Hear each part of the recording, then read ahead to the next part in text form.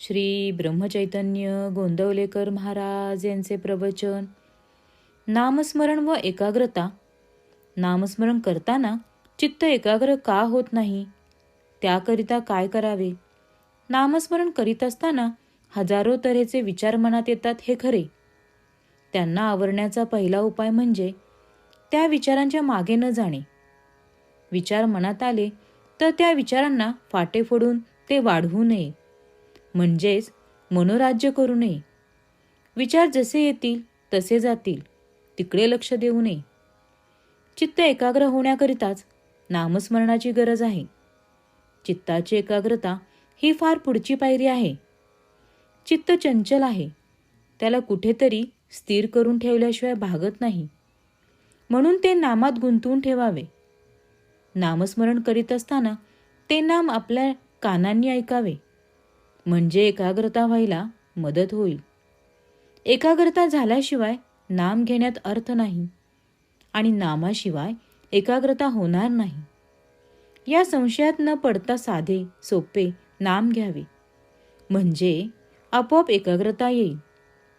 दुसरी गोष्ट अशी की ज्याची आपल्याला आवड असते त्यात आपल्याला एकाग्र होता येते. आपल्याला विषयाची आवड असते, म्हणून विषयाचे सेवन करताना आपण एकाग्र होतो.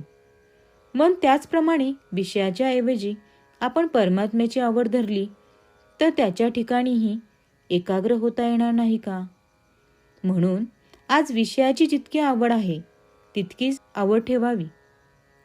देवाच्या प्राप्तीबद्दलही आवड ठेवावी, म्हणजे आपल्याला त्याच्या ठिकाणी एकाग्र होता येईल. एकाग्र होणे म्हणजे त्या ठिकाणी समरस होणे.